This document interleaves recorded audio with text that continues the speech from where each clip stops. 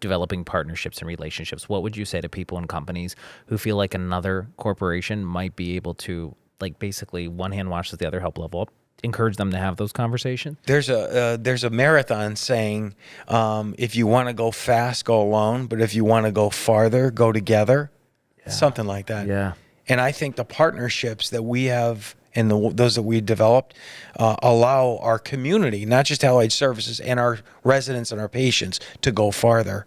So I feel really strongly, I know we do for years, about building relationships that help everybody. It's a win-win then. But you want to go fast, go alone. If you want to go farther, we go together. Hey friends. It's the Ryan Leckey Show.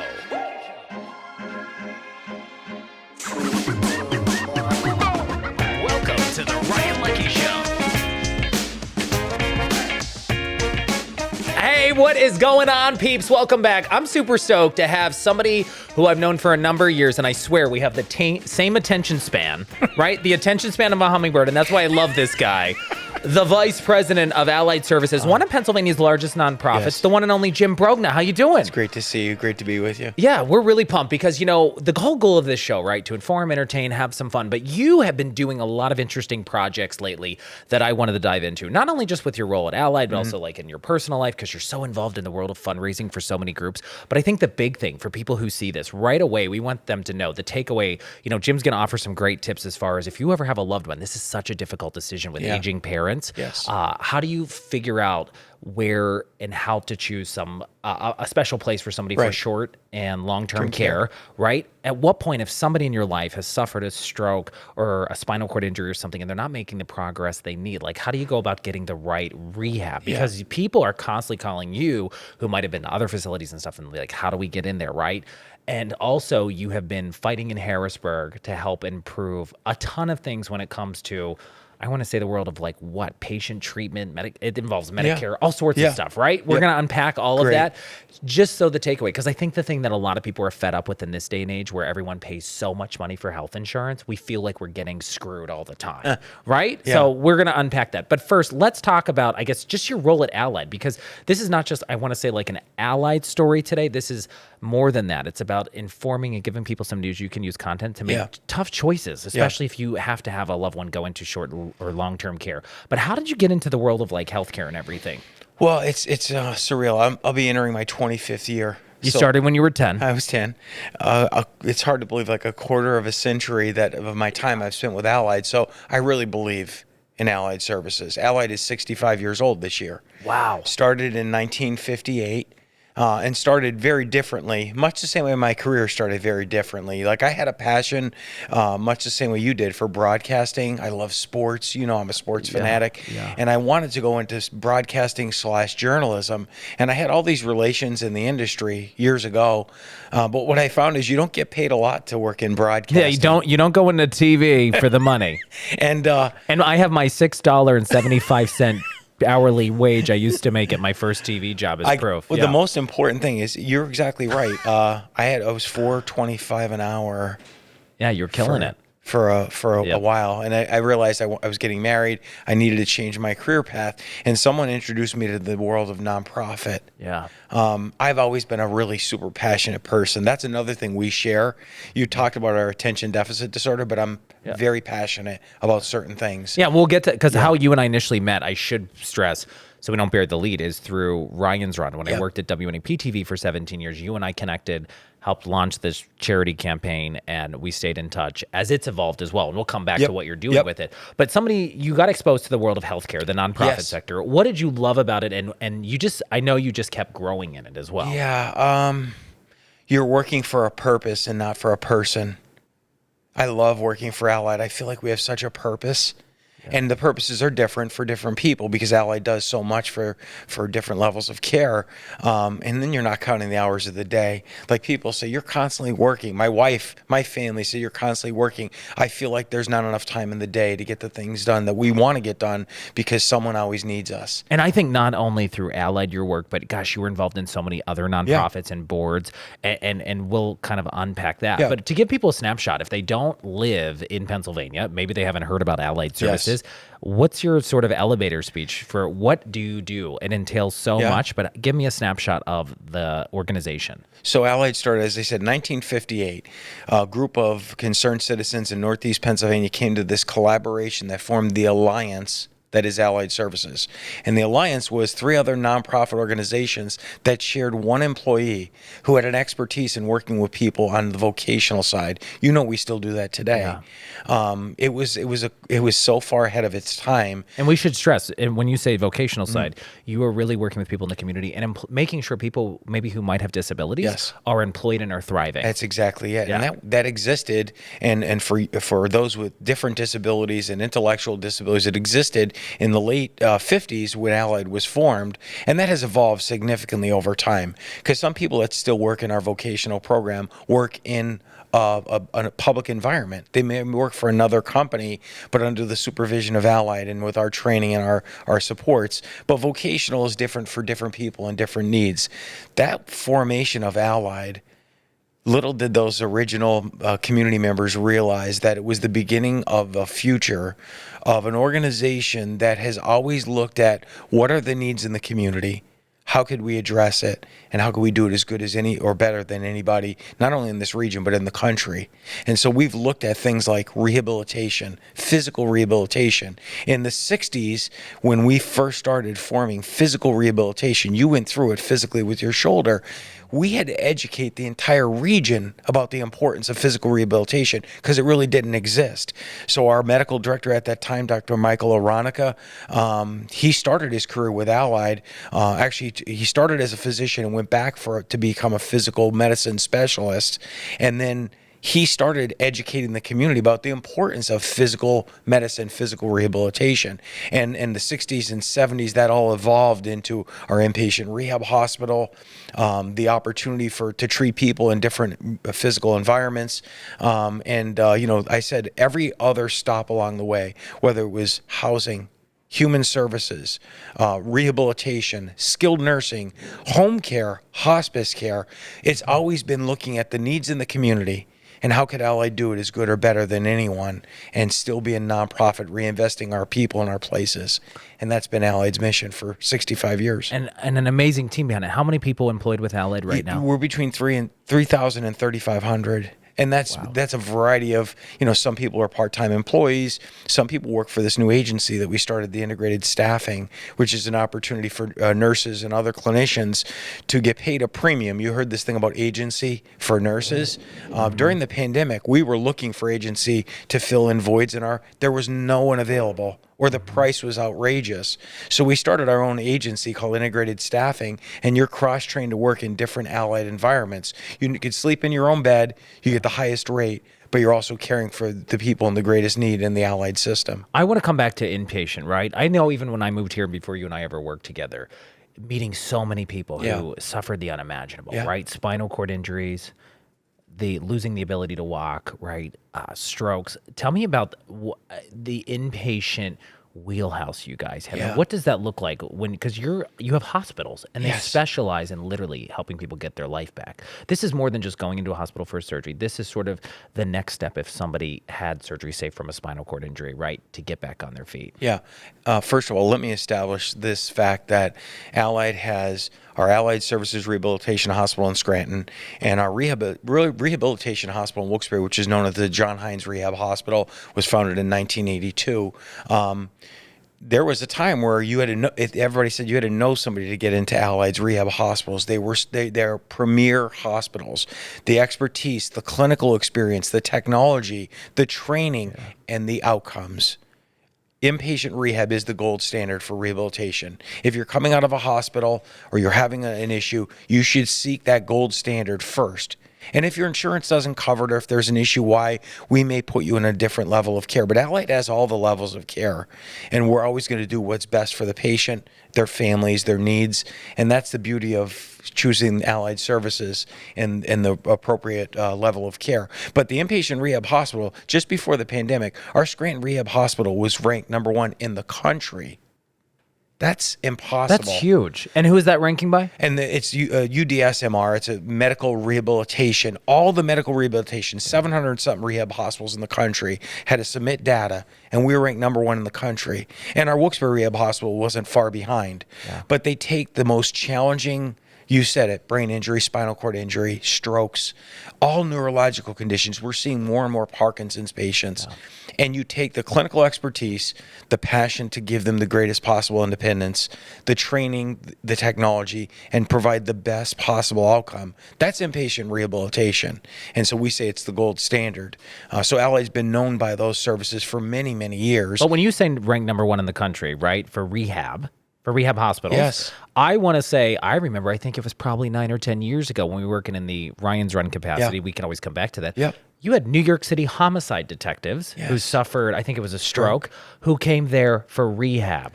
Who left New York City to come come there. So I think that's a true testament on what you guys bring to the table. I think we had shared before the discussion, people thinking they have to go out of town. Yeah. We have many people coming into town to choose our inpatient rehab hospitals or our skilled nursing or our hospice and all these other levels of care because we have the highest standard for these services.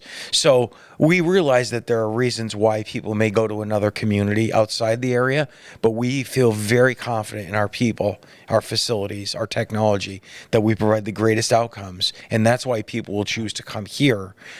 So again, I ran into somebody the other day who just lost a loved one and talked about 50 years ago, her husband had suffered a spinal cord injury, and everybody said you had to go out of town. There's a rehab hospital in Denver. It was the premier rehab hospital, and he chose to stay here. I could tell you a million stories like that. Had the best outcome, had the greatest family support because they were all in this area, and never regretted a day of the rehab that we were able to provide right here in Northeast PA.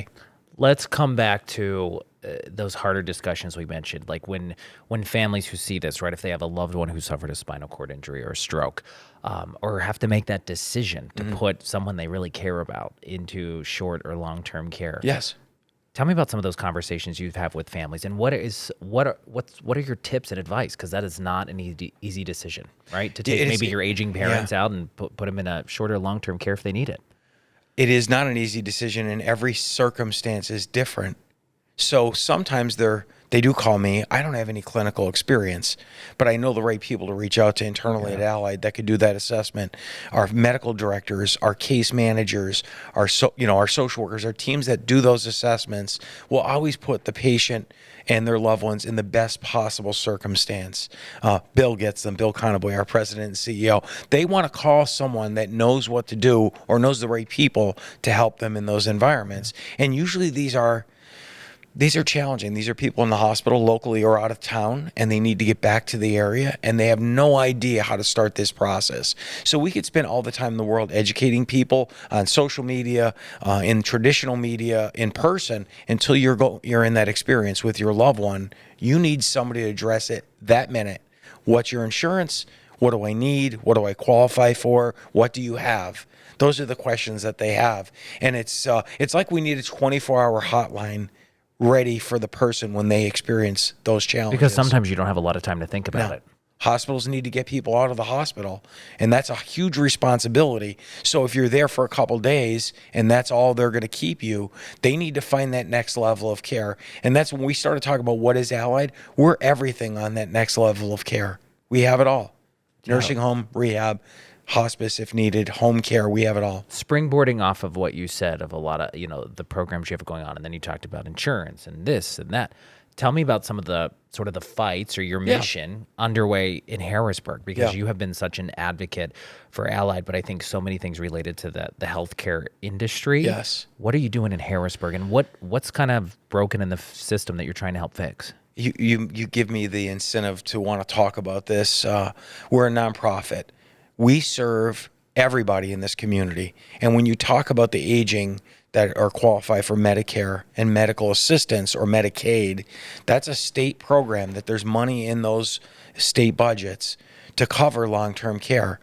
I know the dedication, the commitment, the fight that our long-term care people have put in since the start of the pandemic. They sacrificed their families to be with people in our long-term care.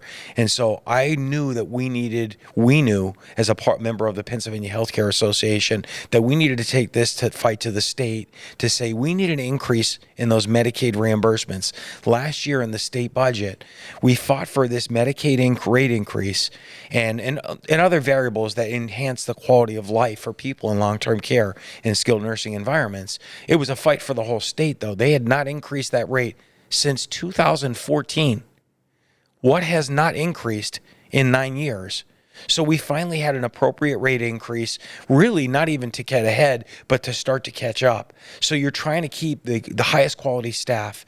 You want to train them with the highest quality training. You want to reward them for a great job and also give them all the benefits that they deserve. But you need the right reimbursement. When a high percentage of our region goes through Medicare or Medicaid, we need to have that reimbursement appropriately because you can't just adjust that from facility to facility. It's a state-driven rate. And so we needed to have that rate increase. We were fortunate last year. We need the rate increased again this year to keep up with the demand and the cost. It's escalating costs in this economy. Yeah, and coming back to what you said, obviously as a nonprofit, right, and a sort of a system that does it all, right? How do you as a nonprofit organization try to compete with regular corporations, especially salaries that are being paid to nurses and staff members? I know that that's something facing a lot of nonprofits around the country. It is. I will say this, though, and again, I talked about in the beginning, working for a purpose and not people, though. The interesting thing about it is we're always investing everything we possibly can back in our employees, their salaries, the rates, their benefits. But we also continue to remind those that are with us and those that are seeking new careers, leaving another healthcare system, coming to work for us, is that you're going to have purpose. And a lot of people felt like they lost connection during the pandemic working in healthcare because it was a rat race. It was so frustrating. And we're trying to reestablish with our own people, certainly, but with new prospects to work with us at Allied Services that will reconnect you to your purpose in life and with healthcare or with our human services. And you will feel rewarded. You're also going to earn a good salary. Nonprofit doesn't mean you don't get paid, but at the same time, we're putting everything into our people, our facilities, our training, our technology. I also want to clear up any rumors, right? Like there's a lot of healthcare companies and any organization that has to do restructuring, right? Because businesses have cycles. Sometimes they're up, they're down, right? And you have to adapt so you don't have to close. Right. So for you guys, tell me about some of the restructuring. How are those just difficult decisions made? And ultimately, a lot of the buzz I saw on social media, people were like, they got rid of their whole pediatric program, which was such a unique thing. So let's clear up the confusion. Yes. We had an assessment after 3 years of the pandemic financially and looked at some of the challenges operationally and financially because every one of our programs functions independently and successfully. Nonprofit, you still need money to operate as a nonprofit. And we had to do a staff reshuffling. We repurposed staff in other areas of Allied. So from the public's perspective, some people were, well, Ryan isn't here anymore. No, because we needed him over here to deliver the same quality care. So, for example, a lot of people that were delivering care in our inpatient rehab, and we did have some staff reductions to function operationally, and our goal was sustainability for the long-term future. But we also had the opportunity for some of those people to go over and work in our skilled or long-term care environments where we desperately need great people. And the reimbursements might not be equal, so the salaries were a little bit different, but we gave people the opportunity to reinvent their careers and be in other levels of care. You mentioned pediatrics. Last year, we had 33,000 pediatric therapy visits. So those pediatrics, they don't live with us. They live with their families, and they come day to day for different services, PT, OT, speech, socialization programs, etc. And some of the coolest kids out there, I have to say, because I've gotten to visit Allied, right, when the pediatric gyms were thriving, when we did Ryan's Run Stories, and gosh, these kids, so strong. And pediatrics is still thriving, but it's looking a little bit different. We had to do some adjustments for sustainability. So the child tomorrow that is born in this area with a disability and needs us for the long-term future, our goal is sustainability, and we have that path going forward, both in terms of fundraising for the program, reinvestment in our staff and our facilities, and even the scheduling of pediatrics. Unfortunately or fortunately, we are going to be here for the long-term future, treating children with a variety of disabilities and injuries, but it might look a little bit different. And certainly the families that were with us for a long time may have had their schedules adjusted, and they may have gotten upset a staff member was repurposed in another area or moved on. But the reality is for those next children being born or injured in this community, Allied's going to be there for the rehabilitation needs, and our sustainable plan is fully underway. Let's come back to the word fundraising. How important is that for a nonprofit and an organization of your size? Because I think when people see it, right? Oh, why do they need to do fundraising? Look at all their buildings. Big Look at all their buildings, fancy 3,000 technology. employees. Why is that so important? And ultimately, what was one of the biggest fundraising initiatives you ever worked on with Allied? It was Ryan's Run. It was our it was the campaign by far and away. I had to ask in all honesty No, I because you do appreciate so that. many different things. Yeah, I think some organizations, some nonprofit organizations, first of all, let me distinguish the difference in fundraising. Annual campaigns that benefit and are constantly reinvested into operations, people, technology. That's what we do. We do a lot of that. There are some organizations, much larger nonprofits in this area and around the country, that build their endowment. So they're putting money away for a rainy day, and they only use a percentage of that money. We have an endowment, but has not been our focus traditionally. Some people might leave us in their will. Yeah, I loved Allied. They changed my life or my child's life. I've seen it in the papers. And they'll leave it in their or they'll ask for memorial gifts. Yes. Hospice changed the end of our life. It was such high quality. Please make gifts in memory of so and so. But I would say that the most successful campaign was in 2010 when I reached out to you. I knew you. You didn't know me that well, and we had the chance to join. Then it was the ING New York City Marathon. Now it's the TCS New York City Marathon. And I said, "How would you like to run?"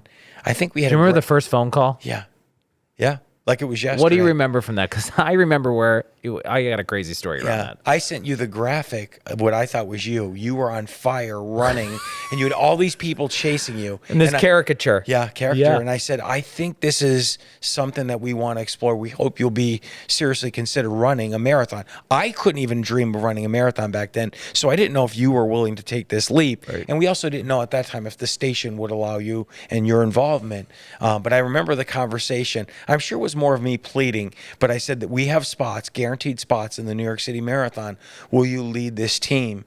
And we should say that was like Ryan's Run year one, and the enticing part of that campaign from the get-go. And a shout out, there was a guy, Steve Davidowitz from Dallas, Pennsylvania, who initially approached you with this idea and said, Jim, I know Allied is always doing fundraising and like innovative efforts, right, to invest in new technology, support the team, et cetera. He's like, this is something crazy. So then one thing led to the next. You call me. I'll never forget it. I was at the Pocono Raceway covering like NASCAR for the weekend or getting people hyped up, right, for the big event. And I'm on the track and you're like, hey, it's Jim. I got this idea. And you're starting to talk to me and I'm thinking like a marathon? I'm not going to be able to do this. But I think for me, that's where I realized like there was a part of my life that was missing more purpose, right? Because every day, and I think no matter what industry you work in, you get up, you go to work, you do your thing, people collect their paychecks. But I also thought this could be this chance maybe to use what I'm doing in a morning show platform to actually maybe make a little impact, right? I would say a little impact. But it's hard to believe that year we had 5 spots, you and 4 others. You took the challenge. We created the full-time caricature that was Ryan's Run. And then 12 years, I was a part of it. Yeah. 12 years, we raised more than $4.5 million. Yeah, close to $5 million. It was crazy. But I think the commendable thing was just the people who supported the cause. I mean, look, I was happy to help be the face of it, right? But I think it was the amazing people over the years who joined the team, because you started with, when you had Ryan's Run 1, 5 people, and then we grew to a team of 50, and then it was like 75 spots where we're taking people into the TCS New York City Marathon to run like the world's biggest block party, and it was insane. But there was fundraising around it. But I think the most rewarding part of all of that was the stories we got to do afterward with you guys to really show some of the insane cool technology that people only thought you can get in big cities. No way. You could get right in northeastern and central Pennsylvania. We invested every penny, not in salaries, but in technology. Yeah, for the campaign. Services. That's what it was earmarked for. And again, the transition and changing the name. No one ever wants to change a brand that's so powerful. And by the way, we should clear up because people thought things went south. Like when I decided to go take a different career path and go shoot my shot in a new adventure, right? I have to say, I kept you guys in the loop, I think a year before I left, right? And I was like, hey, things could be changing. And, the WNEP, the station, the management team was phenomenal to me. And they were like, if you want to stay on it. But we looked at it was the best for you guys to rebrand into what it is today. It still has the same mission, same cause. Team Allied Services and you. Team Allied Services and you. And I think what is so great, I think even ever since the campaign started for Allied, and then it has the new name, your mission to just involve people from the community and get people to inspire fitness, challenging disability, and changing lives. You still remember? That hasn't changed. And I think what is so good about it is to see the money go back in and make such an impact for folks. Yeah, I appreciate it. I mean, your energy over those years was significant. I still am sometimes. I think people don't realize either, as big as that fundraiser is for you guys, you have a full-time team working year-round on it because it became so big. Yeah. Charlotte, Aaron, Peggy, the whole crew. Yeah, and of course, I mean, it wasn't a day went by during the campaign where you weren't calling and saying, so-and-so, like the Mattioli family, want to invest in this. Or our sponsors, Mohegan Pocono has been... Mohegan Sun PA. Mohegan Sun PA, investor every year. Northeast Rehab Associates. These Weiss Markets, they wanted to invest. They got some visibility out of it. They all had people that participated with us. It wasn't just the money. Yeah. For those corporate sponsors who continue to this day, it's about their involvement. And you involve them. We continue to involve them. I remember talking with a couple of people saying, we're Weiss Markets, we're bakers. And no, there are people, dietitians and store managers and people who really want to participate in this event, both for the visibility, the purpose. We're back to that same word, people. Purpose, not for people, and the value of feeling like you are making a significant difference, both in terms of the fundraising and involvement. So we created that together, and we continue that today. November will be year 14. 14. Yeah. It's hard to believe. It's crazy. The one thing I want to come back to is you talk about, community over and over again. That's such a thread woven through Allied to be involved in the community, ingrained in it. But I think what is so amazing what you guys do is you partner with so many organizations to team up and support events. Perfect example, Allied has such an amazing relationship with Northeast Rehab. Yes. Such an incredible team of people who are constantly, every time I look at a community event, a charity event, there's your logo, there's Northeast Rehab's logo, your logo. Yeah. Why do you think, and I feel like a lot of those relationships evolved with you in the fundraising leadership capacity, why was that so important to say, hey, we're going to partner up with other businesses for things. We're going to, team up to not only improve patient care, but also let's make this area a better place to live. Well, it starts How did you break those walls down? Because some companies would be like, nah, we're good. We don't want to talk to you. That still exists. Yeah. But it starts with local people who care about this region. Our president and CEO was born and raised in this area, Bill Conaboy. Yeah. He loves Allied. He loves the community. He lives that, so he also expects the same of the organization. And I should chime in, by the way, I heard the best description of Bill Conaboy the other day, who I think the world of. He's very presidential. Yes. Right? Just the way he carries himself, and I go, I hope I give speeches like Bill does, because when he talks, I'm like, man, that was good. He's great.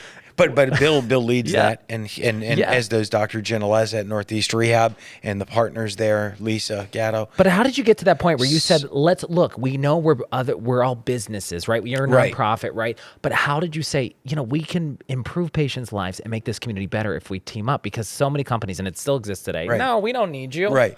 Well, there's two separate things. I think if the business side is, we're very complementary. Northeast Rehab is the physiatrists. They oversee medical care. Physical pain. They do injections and services, et cetera, but they also oversee the patient care in our rehab hospitals. So there's a benefit there. There's a very mutual beneficial relationship for the success of patients that come through rehab. But at the same time, that is the business side. The community side is two organizations that care about the community, whether it's Allied and Northeast Rehab and it's involving, like, for example, the Wyoming Valley Run, partners in that and sponsors and supporting, or if it's, I think about the Heart and Stroke Walk. Last year, Bill Dempsey chaired the walk. I chaired it the year before. And of course, Bill from Northeast Rehab. Bill Dempsey from Northeast Rehab. And so I think it's another testament, though, that so many of these companies, are so involved in other organizations because it's ultimately making people's lives better. Yes, that's exactly it. And we care about the community. We know that there's those less fortunate in the community. We know there's people that need us.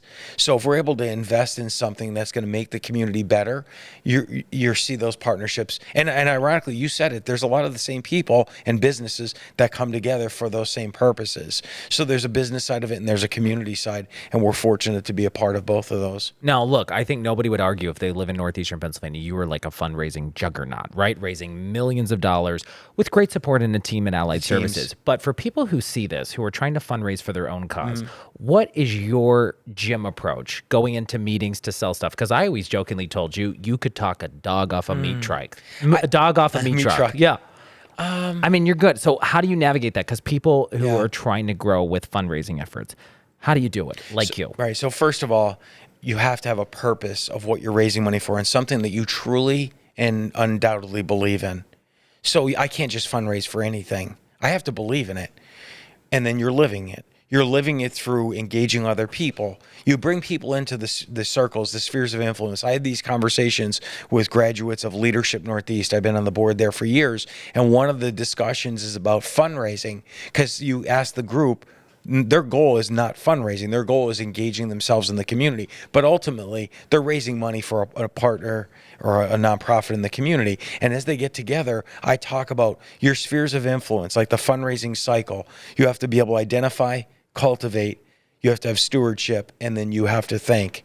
When we think about the fundraising cycle, and I could show you a graphic, you cannot do, unless you do all the elements in there, identifying somebody who cares the same way as you do, to volunteer to help raise money.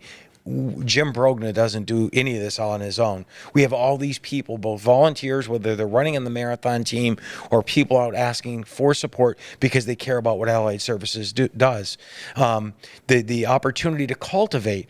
Sometimes people don't realize why you need the money. So you cultivate them, you explain to them. Everybody wants to be educated about something they care about. And the cultivation ultimately leads through solicitation, asking people. Now, we're bombarded with messages every day. I can only imagine how many messages you get in a day.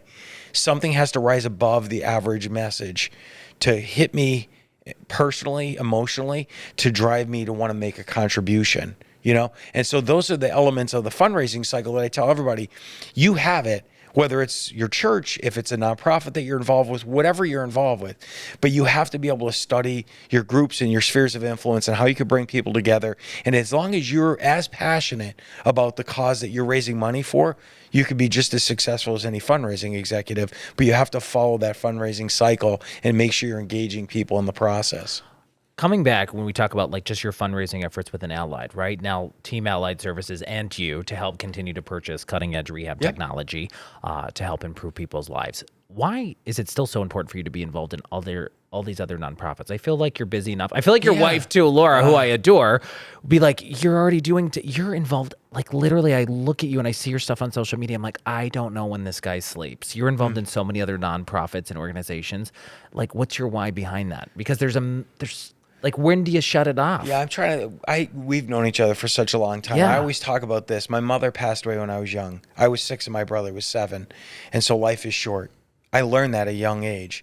My family supported me. My parent, my father, my brother, my extended family, my grandmothers and grandfathers.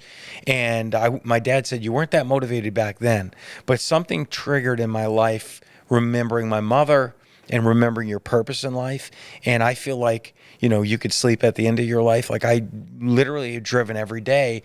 And again, I still believe in the organizations that I'm helping, whether it's Unico Scranton, whether it's the Stroke and Heart Association. I believe in what we're doing and I have purpose. And ironically too, is I don't think one takes away from the other.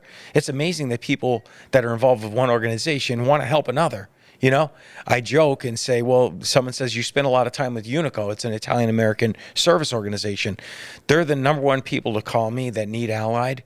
they're also the first people to kick in money and support when we have a need. So in a way, these things intersect when you have the same common like-minded people that care about the community. So I think it goes back to my upbringing. Lost my mom at a young age. My grandmother helped raise me in the right way, and thinking about always about what I could do today that could have purpose and make a difference. And I relax, believe me. But the reality is it's easy to drive, have that purpose to drive and help any organization when you care about it, and knowing that when you're done on this earth, it's the things that, certainly your family is everything. And then what impact did you make in your life? And I don't want to have the longest obituary. I want to have people that say that it was a good man. He did a lot of good for the community. And as long as I could leave that kind of impact, whether it's this year or 50 years from now, I hope, it'll give me the feeling of comfort that I lived my mom's legacy and carried on our family name and really made a difference. Yeah, and the nonstop go that you have, right, with all these nonprofits and charities. I have to say what's always so commendable, gosh, your family's like right behind you. I want to say pretty much if they're not at work, right, you have 3 beautiful daughters. Thank you. Beautiful wife, Laura, who I love. What do they think? Do they ever say like, because you still make the soccer games? Yeah. I'm amazed. Yeah. I'm like, where does this guy find I'm the going to have to ask my wife about that, because sometimes I'm late, or she gets them the practices and stuff. Yeah. Look, my 2 older daughters, Talia and Gianna, love them. are both in healthcare. Yeah. I'm not a healthcare clinician, Yeah. but they're healthcare professionals because they see the difference that you can make, and they volunteer for so many different things. They have come along the way. And then Mariana, our third and beautiful 11-year-old daughter, they were born and raised in helping the community, volunteering, whatever it's for. During the pandemic, Mariana did a TikTok with the Ryan's Run jersey. We were trying to figure out she did a TikTok video to promote the campaign, because I said, you're helping us tell the story to the younger generation as well. And so I feel like we have them involved. I'm very grateful for my wife, blessed to have 3 awesome daughters and a great family who supports everything that I do.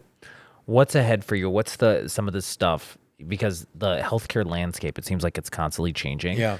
What's your, 2-year, 5-year plan that you're like, here's what we want to be on top of so we don't miss anything? Yeah, Allied Services is going to continue to serve needs that are maybe even not identified yet in the community. What we don't realize is everything doesn't have an Allied logo on it, that Allied makes a difference.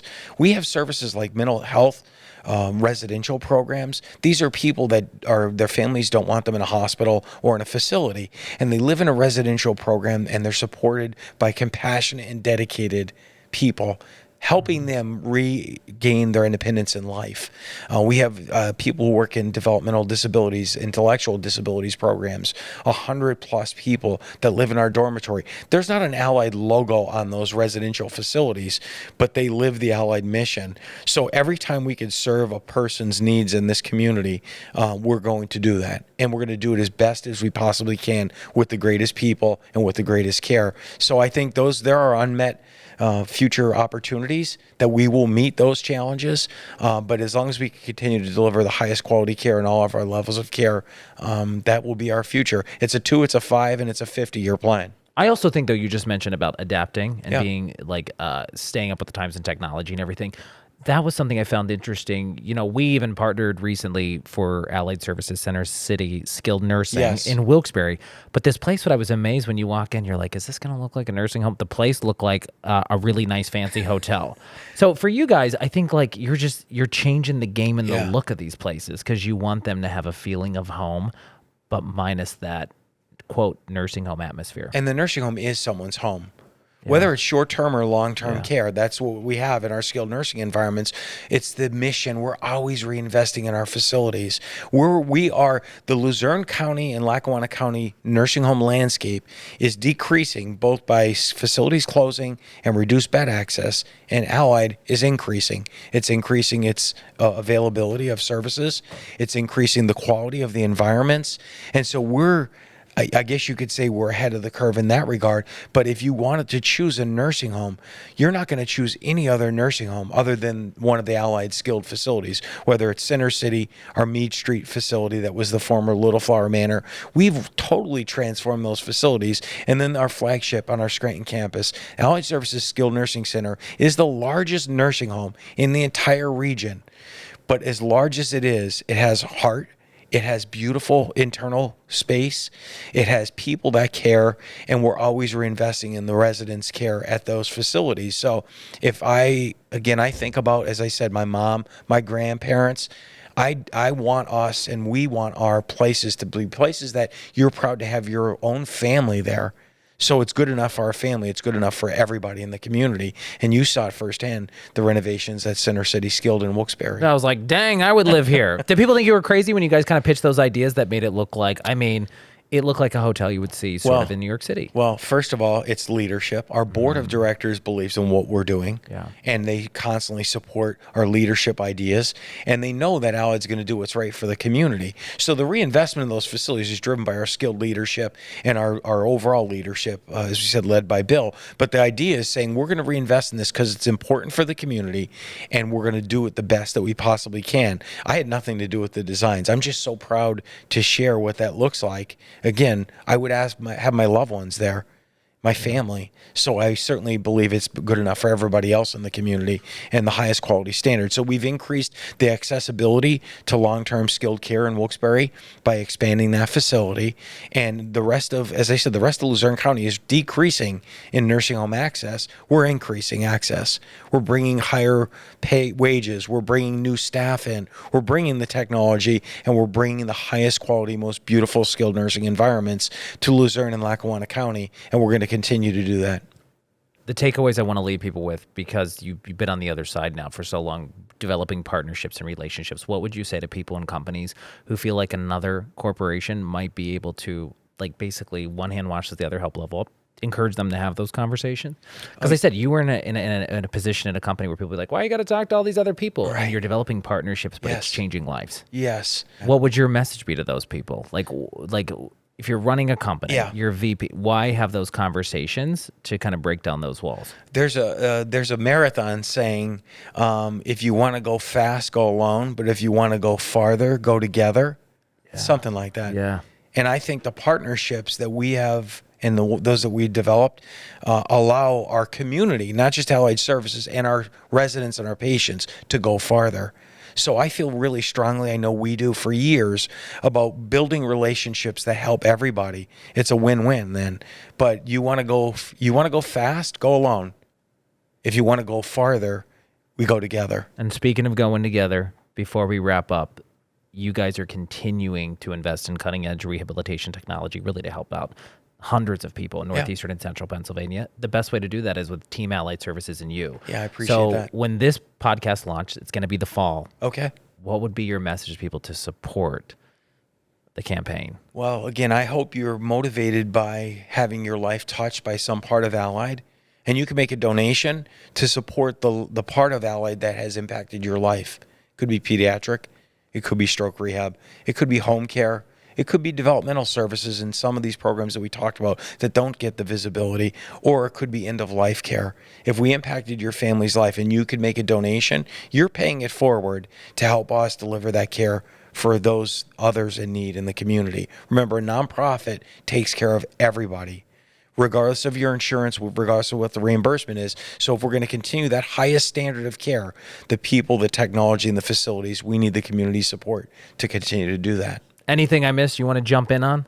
I mean, No. I could talk to you for a long I know. time. I'm actually glad you sat still this long, because you have the attention span of a gnat, kind of like me. We're all over the place, but I think that's what works to our favor. That's our superpower. It's what drives us. I'm so glad that we have this friendship for so many years, Yeah. and I know it's going to continue for many more. And I can't wait to invite myself back to your house for amazing Italian eats. We got to clean the kitchen. Every time I talk to Jim, I'm like, can I come over? He's like, Yeah. oh my gosh, you're inviting yourself over again. You know, you're always a guest at But our house. I know, but I always say welcome. you're such a mover and a shaker. But you know what I've learned from you, right, is obviously like putting your purpose first. Like, what's your why on why you're doing it? And then more importantly, don't be afraid sometimes to have those conversations. Yeah. And like when it came to fundraising, right? Sometimes make the ask. What the worst they could say is no, because so many people can connect to a story. I agree. I totally agree. And thank you for our friendship and all you've done for Allied, but also this community. It's been such a significant ride. And even though this is a new chapter, it's a really big, successful new chapter for you. And I know our relationship's going to continue for the foreseeable future. Yeah. And I'll leave you with this. You kept mentioning sustainability, right? With every company, with Allied Allied. The thing that has always impressed me by getting to work with you guys on the charity campaign aspect is just how so many of your team members have been there for like 30 plus years, right? And I always tell people, if like you're at an organization and you're not digging it, nobody stays at an organization that long when they don't love it. And your team, I have to say, you mentioned earlier the podcast, this shoulder surgery I had in getting me back. Like, wouldn't have done it without the physical therapist, Lori Ashman Williams. So I always have a special place. I mean, she's outstanding. And I think the amazing thing with nonprofits is the relationships families and people can develop with that organization. Like for you guys, it's the relationship families might develop with people working at the hospice facility or the inpatient rehab. And I think after working with you for like 13 years, you know, what started as like a business relationship helping a charity, like it became like another family. Yeah. And I know companies will be like, oh, we're a family. And you guys say that. But like, I feel that when I walk in and I've gotten to know so many of your amazing people. You mentioned Lori, just a little example there, because she helped you regain your independence and your shoulder, and you have big goals, obviously, for that. Lori ended up using the services when she had a traumatic injury. And to rely on your peers to get you better. And she's one of the most gifted and skilled clinicians and is now back treating. I say this, not all therapy, not all physical therapy is the same. If you have a shoulder, if you have Parkinson's, if you had a stroke, I want, just the same way you sought out your shoulder surgeon, the best, I want the therapist that has the greatest skills, not just any therapist. I want the one who has the specialization that's going to make a difference in my condition or my diagnosis and has all these certifications. And we have those people. So I would say that's my closing thought about you and the successes. Seek that person, not just a referral based on what someone tells you to go see. Do your research the same way you would do for a surgery on your post-acute. If you do that research, you're going to find the people, many of which are at Allied Services, that are going to make a difference in your recovery to independence. All right. You're the man. Thanks, buddy. Good to see you. And don't forget, you can follow Allied Services across all social media, learn more about Team Allied Services and all the great things you guys are doing to help change lives across Northeastern and Central Pennsylvania. Shout out to my boy, Jim Brogna, and shout out to you for checking out another episode of The Ryan Leckey Show. See you soon.